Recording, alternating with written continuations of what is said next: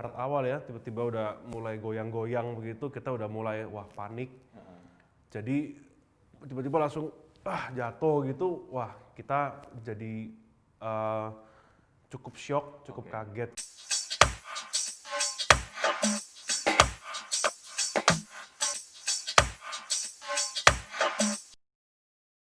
Kita berjumpa lagi di The Ultimate Talks dalam episode Fashion Revolution persembahan dari Forbes Indonesia dan Oppo Find X2 Series. Kali ini kita akan berbicara soal fashion, industri fashion di masa pandemi ini. Bagaimana mereka bertahan, bagaimana mereka resilient, dan bagaimana mereka berinovasi.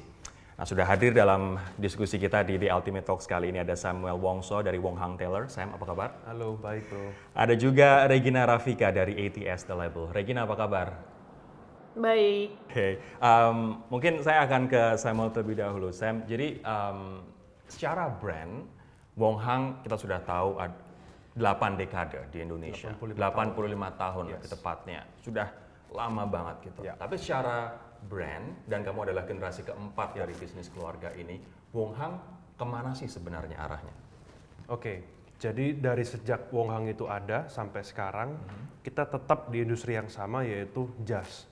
Tapi dikembangkan lagi karena kembangnya zaman, ya kita membuat batik dan membuat kemeja.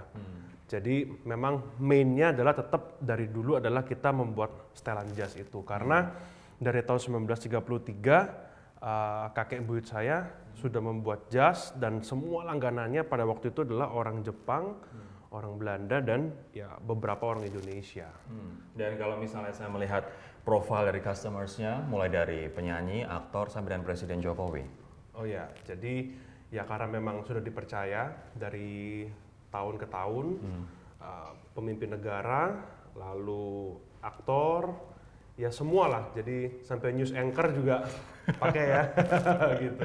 Oke, jadi dari berbagai macam latar belakang kalangan ya. yang ingin menggunakan jas. Oke, kalau Regina sendiri secara brand ATS The Label ini bagaimana, Reg? Jadi kita adalah ready to wear yang biasanya yang versatile, kemudian bisa dipakai oleh siapapun. Umurnya sih biasanya antara 17 sampai 50-an juga ada. Cuma bisa dipakai untuk laki-laki dan perempuan juga mostly produknya, dan bisa dipakai dari ukuran badan yang kecil, extra small sampai large juga. Bedanya ATS The Label dengan label-label fashion yang lain yang juga mengandalkan online platform untuk berbisnis? Mungkin kita lebih versatile-nya itu sih, dan kita juga ada community sendiri, di mana community itu kita menyebutnya sebagai friend of the brand.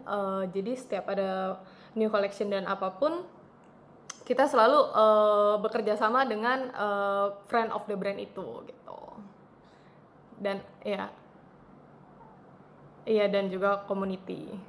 Oke, nah ini menarik karena ATS adalah juga brand yang besar, Jakarta Fashion Week, kemudian dipercaya bekerja sama dengan berbagai marketplace, kemudian Wong Hang juga sudah 85 tahun. Saya ingin tahu perkembangan bisnis dari teman-teman tahun lalu sampai dengan awal tahun ini, gimana Sam? Ya, yang seperti kita tahu, tahun lalu yang udah cukup baik, yang nanjak ya, bahkan 2020 awal ini kita dapat angin segar. Contohnya gini, 60-70% customer Wong Hang adalah pengantin. Jadi di awal tahun kemarin, Januari, Februari kita ada pameran.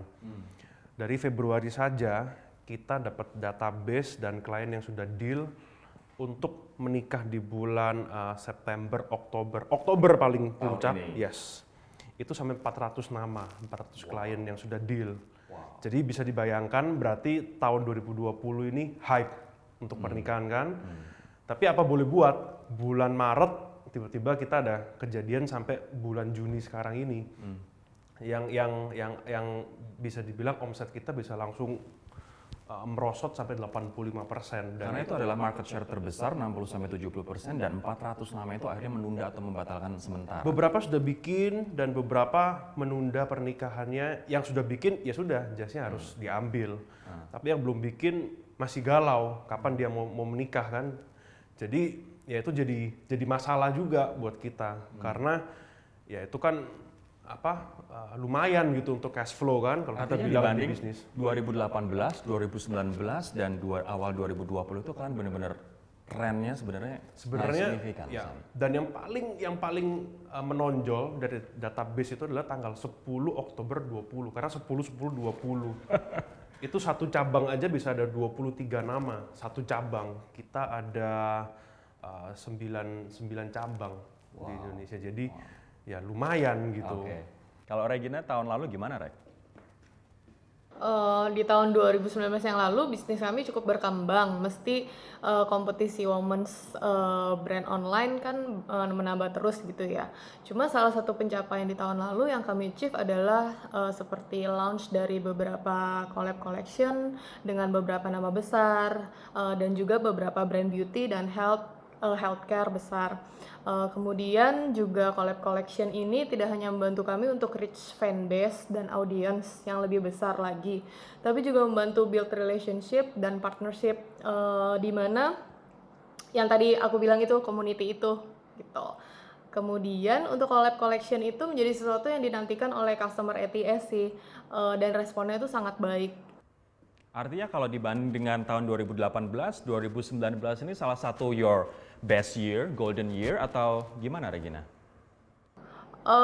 Sebenarnya kita udah menjalankan kolaborasi itu dari 3 tahun lalu sih. Cuma so far so good. Jadi kita akan menjalankan kolaborasi every year, cuma akan kita batasi gitu. Oke, kalau tadi Samuel cerita awal 2020 mereka sudah dapetin sampai 400 nama untuk acara sepanjang 2020. Nah di awal tahun ini, quarter 1 sebelum pandemi ada khususnya di Indonesia, ATS The Label gimana performanya? Awalnya juga banyak project-project kolaborasi dengan beberapa e-commerce, kemudian juga kolaborasi lagi dengan beberapa brand healthcare dan makeup besar. Tapi ya semuanya itu jadinya depending gitu, dan kita juga ada beberapa kolaborasi dengan nama-nama besar juga gitu. Cuma semuanya back again, kita lihat kondisi dan situasi seperti ini kan nggak mungkin kan. Akhirnya kita pending semua dan ya itu sih sama seperti Sam, jadi kayak semuanya sedrop-dropnya yang harusnya kita ngerjain ini nih timelinenya udah ada gitu sampai bulan September, ternyata kacau semuanya. Kacau. Jadi untuk dunia bisnis itu mungkin Regina juga merasakan gitu. Yang tiba-tiba kita udah sangat confidence kita mau ngapain saja di tahun ini agenda, tiba-tiba karena bulan Maret yang Maret ya mulai ya? Maret awal. Maret awal ya, tiba-tiba udah mulai goyang-goyang begitu, kita udah mulai wah panik. Jadi tiba-tiba langsung jatuh gitu, wah kita jadi cukup shock, cukup kaget gitu, dan akhirnya kita harus ya cari ide baru, memutar otak. Jadi ya melihat perkembangan yang dibutuhkan ya akhirnya kita sementara kita beralih ke APD. Kita tahu bahwa Wong Hang Tailor dan juga ATS The Label segmen pasarnya agak berbeda. Wong Hang tentu saja upscale, niche, tailored, sementara ATS The Label walaupun bisa cowok cewek tapi pasarnya lebih luas begitu. Nah, saya pengen tanya bagaimana sih kalian menggarap pasar kalian dan kunci sukses menggarap pasar itu? Dari Sam dulu mungkin. Oke, jadi kuncinya adalah dari dulu sampai sekarang orang senior kita selalu berkata ya konsistensi. Jadi untuk pasar market tailor ini kalau kita nggak konsisten dan market kita kan memang up, orang yang memang sudah mengerti dengan jas, ya pasti kita akan jatuh dengan sendirinya. Jadi nggak panjang lebar, konsistensi saja dan update. Perkembangan zaman itu kita harus ikutin. Artinya ada kain baru, ya kita harus segera masukkan ke pasar Indonesia, tren baru ya kita juga harus segera copy untuk atau menyesuaikan dengan market Indonesia. Jadi kita harus selalu up to date ke depan.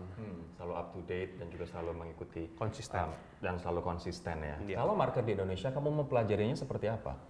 Sebenarnya untuk market di Indonesia di tahun 2000 mulai dari saya mulai bekerja 2010 sampai 2015 itu tren atau pengetahuan orang tentang jas itu masih tidak terlalu tinggi. Artinya ya pokoknya kalau kita lagi konsultasi dengan orang, kita ngomong apa aja tentang jas, dia iya. Kan berarti Bukankah itu lebih gampang jadinya Sam untuk jualan? iya, tapi nggak ada challenge-nya. Nggak ada challenge. Artinya kita salah pun nggak ada yang mengkritik atau nggak ada yang mengcounter attack gitu kan. Nah, mulai 2016, 2017 tiba-tiba banyak orang-orang yang katakanlah anak-anak muda yang baru pulang dari US, Aussie, Singapura yang memang dia mengikuti kebiasaan menggunakan jas yang baik dan benar. Tiba-tiba kita mulai di counter attack gitu kan. Oke. Wah, ini baru namanya challenge. Tiba-tiba dia udah mengerti istilah suit, pick lapel lah, notch lapel, lalu apalah nama-nama tailor. Wah, itu yang lebih seru. Dan dari situ gue mulai belajar lagi bagaimana levelnya tuh harus lebih di atasnya mereka lagi. Karena memang semakin hari, sampai hari ini pun yang datang ke kita orang-orang yang makin ngerti. Artinya ya industri fashion suit ini udah mulai meningkat. Oke, konsisten dan juga up to date. Regina, kuncinya apa? Kalau dari ATS, sebenarnya kunci up to date tuh bener, setuju sama Sam. Dan juga kalau kita tuh kreatif, karena kan kita ready to wear ya, pakai nggak apa macam-macam banget deh gitu model bajunya gitu. Nah tapi walaupun segmen kami luas, pasti ada sesuatu yang menjadi benang merah di antara semuanya. Misalnya di saat COVID-19 seperti ini nih, customer kami kan semua mencari hal yang sama antara baju yang nyaman atau untuk dipakai, maksudnya baju nyaman untuk dipakai selama di rumah atau masker untuk berpergian gitu kan. Nah strategi yang kami lakukan tuh adalah mendesain baju yang cukup netral agar bisa dipakai oleh market yang luas dan membuat konten marketing yang dimana target market kami tuh bisa merasa berhubungan dengannya gitu. Karena pada dasarnya relevansi menjadi hal yang sangat penting untuk menarik customer kami. Di saat customer dapat membayangkan dirinya di situasi yang kami gambarkan memakai produk kami, di situ saat dimana konten tuh bisa memiliki nilai jual gitu. So mungkin ada shift begitu ya dalam hal content strategy. Mungkin yang awalnya adalah playful atau liburan, sekarang seperti apa ATS? Iya, sekarang kita membuat konten-konten yang menghibur sih, back again. Kita tuh ngelihat apa sih yang dibutuhkan oleh customer dalam saat-saat seperti ini gitu loh. Kayak yang setelah kita lihat dan pelajari, mereka tuh butuh hiburan yang saat kemarin yang semi lockdown itu kan kayaknya bosen banget nih di rumah. Jadi kita bikin konten-konten yang menghibur seperti misalkan belajar melukis. Kita berkolaborasi dengan satu akun di Instagram yang memang untuk pembelajaran melukis gitu. Kemudian kita juga ada tutorial memasak bersama influencer yang memang hobi memasak gitu. Kemudian juga kita ada olahraga bersama gitu. Kemudian juga ada meditasi bersama. Kemudian juga kita membuat playlist lagu di mana itu tuh ngikutin mood. Jadi ada morning coffee, ada let's dance, let's get groovy dan sebagainya. Macam-macam ya aktivitasnya ya untuk engagement itu kan ya, community engagement. Iya. Oke. Nah, awal Maret Presiden Jokowi mengumumkan ada 2 kasus, kemudian setelah itu situasi memburuk tak terkecuali dengan bisnis di Indonesia. Pada waktu itu Regina ketika menyadari apa yang terjadi dan merasakan penurunan dari berbagai aspek, apa yang pertama kali ada di pikiran Regina dan apa yang dilakukan? Research, kayak baca berita dari seluruh dunia. Kemudian habis itu baru mengecil ke Indonesia. Terus baru dari situ aku baru berpikir gitu. Kira-kira ya itu yang tadi aku bilang, yang apa yang bisa kita lakukan. Yang pertama misalkan untuk membantu semua ini, karena kan kayak beritanya banyak banget kan. Dan yang pertama itu kita lihat yang orang butuhkan itu sepertinya masker kan. Pada saat itu kan masker orang-orang tahu hanya masker medis saja. Nah dari situ kita coba research, ternyata masker kain juga bisa digunakan walaupun memang tidak mengcover seperti masker medis, namun sudah cukup gitu.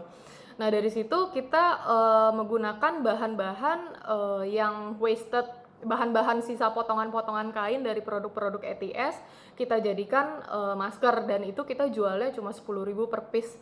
yang tidak memungut ini terlalu banyak lah, karena masker kita itu two play dan juga ada selipan filternya saat itu. Iya. Kalau Samuel, apa yang ada di pikiran pada waktu itu? Oke, it's worsening, it's crumbling down, dan apa yang dilakukan? Sam? Ya, memang bisnisnya nggak memang langsung merosot, memang turun perlahan-lahan. Jadi di minggu pertama tiba-tiba orang yang diajak meeting mulai menurun. Di minggu kedua hampir nggak ada. Di minggu ketiga udah nol. Tapi seberapa jauh sih sebenarnya pandemi COVID-19 ini mempengaruhi bisnis? Oh, sangat mempengaruhi. Artinya Persentase? Dari segi persentase. Lalu kedua, karyawan tidak ada yang dirumahkan sama sekali. Karyawan tukang jahit 133 orang.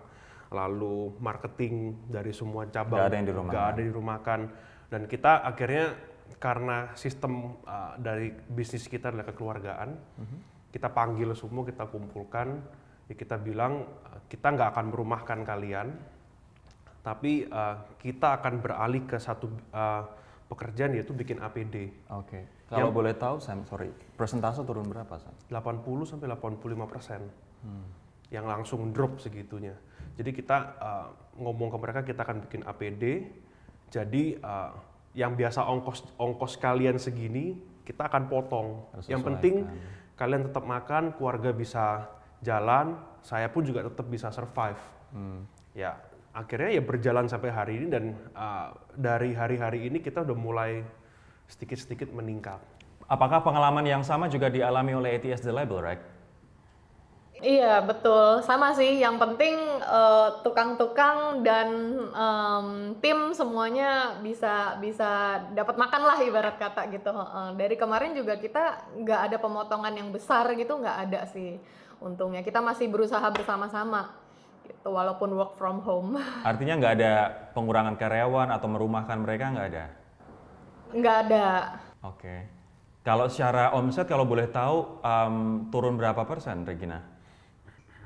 Omset sekitar 60%. Itu tuh besar banget sih dampaknya. Itu kan omset yang sekarang nih, tapi kalau yang nanti-nanti itu kita belum ngitung sih, karena kan sebenarnya omsetnya lumayan besar dari project-project yang akan datang nanti gitu kan sebetulnya.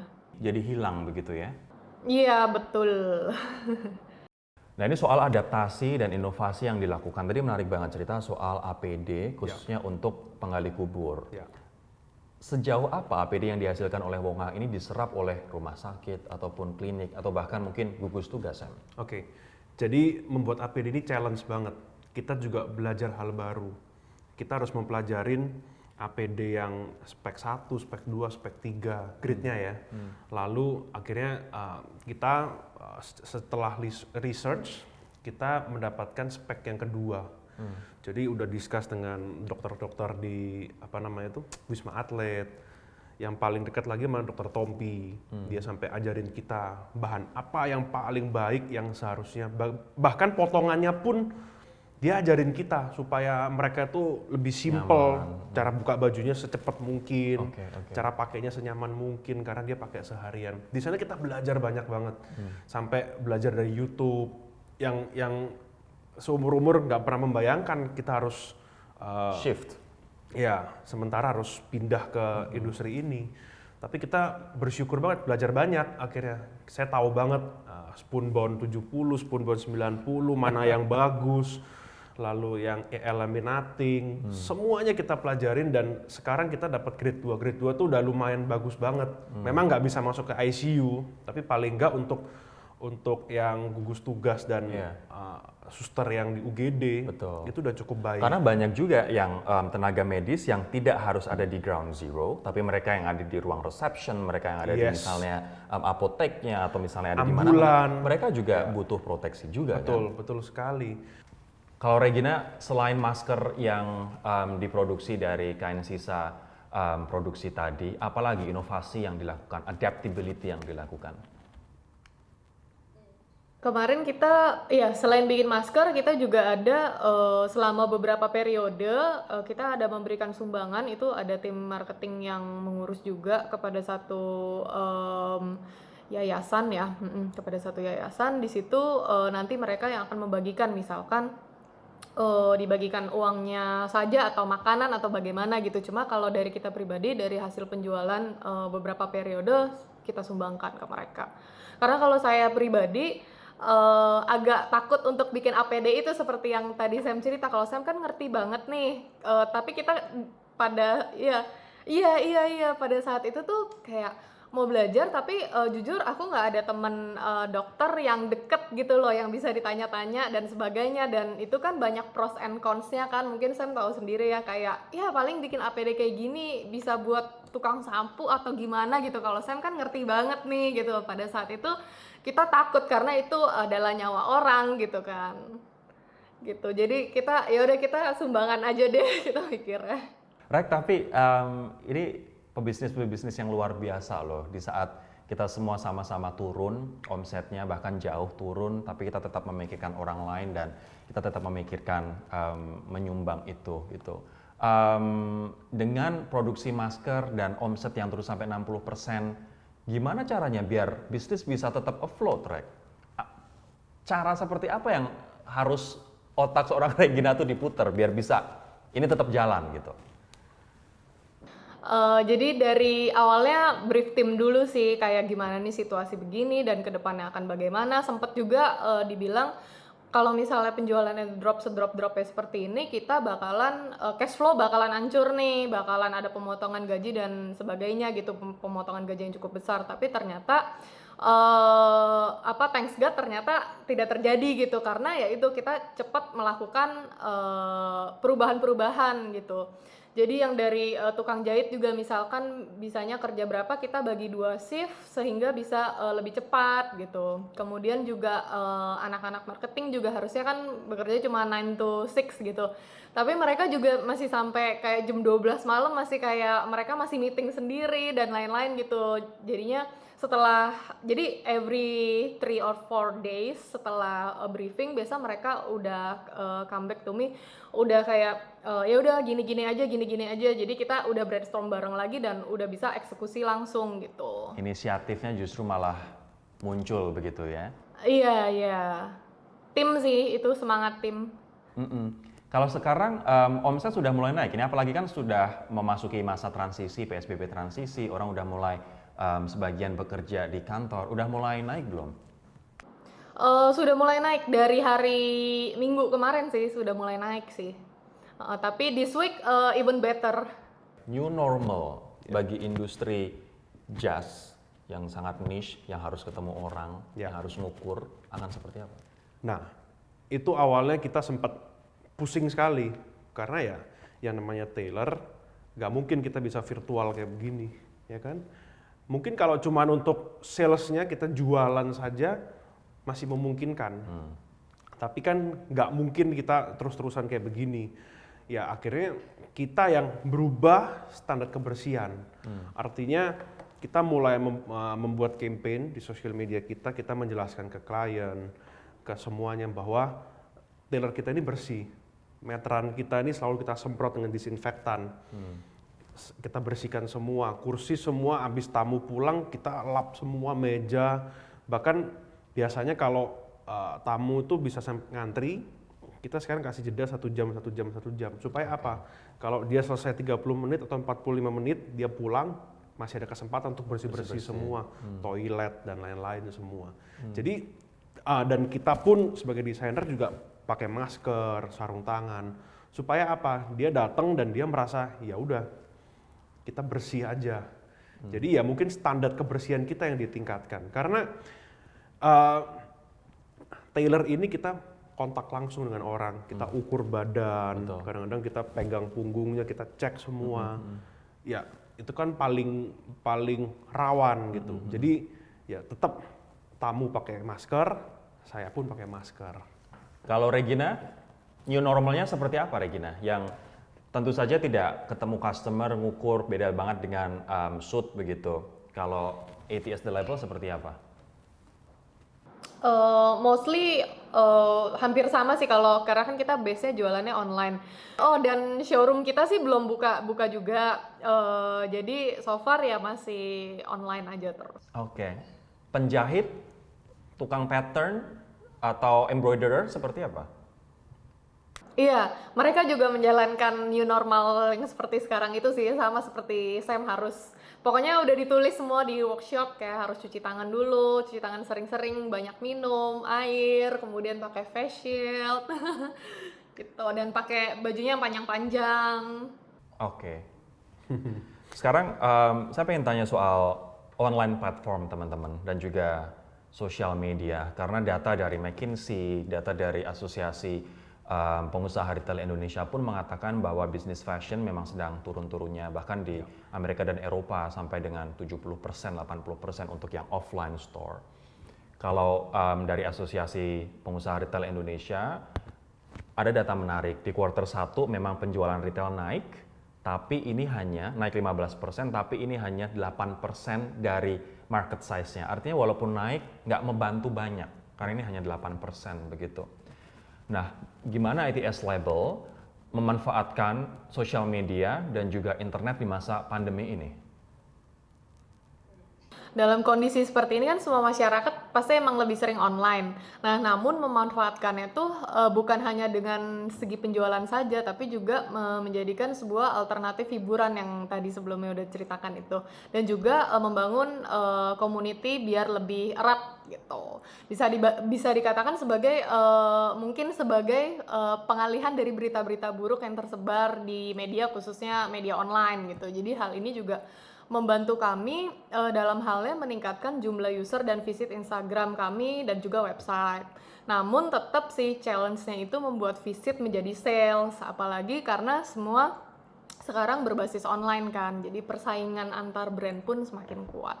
Artinya berusaha menarik massa terlebih dahulu, baru nanti transform dari visit ke sale ya. Kalian berarti platformnya ada apa aja? Platform kita Instagram, website, newsletter, Line dan WhatsApp, sama Facebook. Oke. Kalau Sam gimana Sam? Pemanfaatan sosial media sama Oke. Jadi kan yang tadi saya jelaskan bahwa tailor ini kan harus tetap ketemu. Jadi apa siasat kita adalah kita terinspirasi oleh sebenarnya hotel, travel. Mereka yang menjual voucher terlebih dahulu dan mendapatkan cash in advance kan. Oke. Jadi ya itu yang kita terapkan sekarang. Jadi kita jual voucher senilai berapa, yang nilainya lumayan, ya kita jual harganya di bawahnya supaya untuk perputaran cash flow. Dan orang nanti bisa mengambil Menggunakan pesanan mereka dalam 1 tahun. dalam 1 tahun. Dan lumayan juga ternyata masih, saya kira itu ini cuman ide-ide yang enggak lah. Ternyata memang terjual habis. Wow. Ini dikomunikasikan melalui medium apa? Semua klien kita database dan sosial media. Instagram, Facebook kita, dan memang Instagram kita kan followersnya lumayan banyak dan lumayan on point semua, jadi masuk semua di situ. Ini menarik karena biasanya yang jual seperti itu kayak saya bilang adalah hotel. Artinya ya udah kita book dulu sampai dengan April tahun depan atau mungkin akhir tahun depan masih bisa dipakai. Kalau misalnya voucher yang saya buat bersama dengan tim, itu nilainya berapa? Terus kenapa orang kemudian mau untuk membelinya, Sam? Mungkin karena memang sudah butuh dan mau, dan di tahun ini pun yang namanya pameran sudah nggak ada lagi. Wedding exhibition sudah nggak ada lagi, yang dimana kita biasanya bisa jualan lebih gampang di situ. Dan mungkin dia tetap, klien ini yang beli juga tetap kebanyakan juga calon pengantin.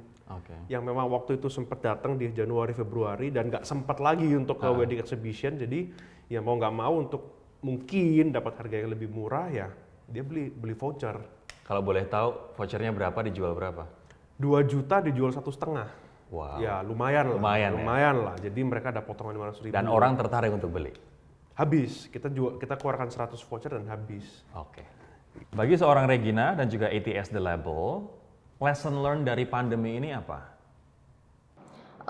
Lesson learn-nya itu jadi tim jadi lebih solid, dan juga jika kita punya ide apa tuh eksekusinya harus cepat, karena kalau enggak udah ketinggalan dan mungkin akan kehilangan omsetnya gitu. Tim jadi lebih solid. Akhirnya contoh ide-ide yang muncul atau inovasi yang muncul dari soliditas ini seperti apa, Rek? Yang itu sih yang tadi aku ceritakan yang sepertinya masker itu kita salah satu pelopor online shopping pertama yang mempunyai masker kain gitu. Dari situ, kalau misalkan kita ibarat kata telat 2 minggu atau 3 minggu, pasti kan udah banyak yang bikin juga dan pasti omsetnya udah keburu hilang gitu loh. Oke. Dan lumayan ya omset dari masker kain itu. Iya, karena sebulan pertama tuh lumayan banget, abis itu bulan kedua, tiga, empat, dan seterusnya tuh drop. Masih ada sih banyak yang repeat order juga mungkin berasa cocok dengan masker kita setelah mencoba, pas kan banyak brand lain kan, mungkin mencoba brand-brand lain mungkin merasa cocok. Jadi repeat order, cuma back again nggak sebanyak pertama kali kita keluarin gitu. So momentum menjadi penting banget untuk ATS The Label. Kalau Wong Hang, lesson learn-nya seperti apa, Sam? Hampir sama. Memang kita dapat momentum APD dan momentum masker itu memang di saat yang tepat. Malah kita dapat momentum masker itu 1 bulan lebih, hampir 2 bulan. Dan APD itu ya sampai hari ini tetap ada, walaupun sudah mulai banyak yang memproduksi. Yang kedua memang tim itu menjadi memang bener kata Regina, lebih solid dan kelihatan banget mana tim yang bener-bener care dengan kita di saat kita lagi di atas atau lagi di bawah, itu kelihatan banget. Dan yang ketiga adalah yang paling kita mendapatkan sesuatu adalah dari manajemen keuangan. Kita sudah lumayan baik, tapi ternyata dari musibah ini kita belajar ada sesuatu yang memang bocor gitu. Jadi memang manajemen keuangan ini yang jadi pelajaran penting. Oke, jadi malah melihat ada light at the end of the tunnel, justru malah ketahuan ada kebocoran finansial itu di situ. Jadi selama ini kita pikir jadi ada manajemen A, B, C sampai manajemen ini kita masuk manajemen kerusuhan namanya. Kayak ya force major lah ya, ada sesuatu. Kita pikir kita udah punya saving yang baik gitu. Ternyata masih ada yang salah. Dan nanti ke depan pasti kita akan perbaikin itu. Gitu. ATS The Label dalam hal ultimate achievement, udah ikut Jakarta Fashion Week, udah ada di marketplace mana-mana, kemudian anak-anak muda kota-kota besar bisa dikatakan siapa sih yang nggak kenal ATS The Label, di Instagram udah verified. Apa ultimate achievement untuk ATS The Label ke depan? Yang diharapin sih untuk bisa menjadi brand yang lebih besar dan kuat dari sebelumnya dan mengganti apa yang hilang atau kerugian yang kami alami selama pandemi ini sih. Jadi untuk saat ini strategi ke depan kami itu beradaptasi dengan kondisi untuk tetap bisa bertahan dan melewati masa sulit ini, karena sepertinya kalau dilihat akan agak panjang ya di sini gitu. Jadi kami harus siap dengan segala perubahan dan kemungkinan yang akan terjadi nantinya. Kita nggak tahu gimana gitu. Dan yang dimaksud dalam hal ini adalah selalu berusaha untuk terus ada bagi customer kami. Semoga kami terus memberikan apa yang mereka cari dan butuhkan dalam bentuk produk maupun konten. Jadi setelah pandemik berakhir dan ekonomi mulai stabil, baru kami bisa melakukan approach lebih hard selling terhadap customer. Tuh. Tapi kalau boleh tahu Regina, dalam 5 tahun ke depan, ATS The Label akan seperti apa?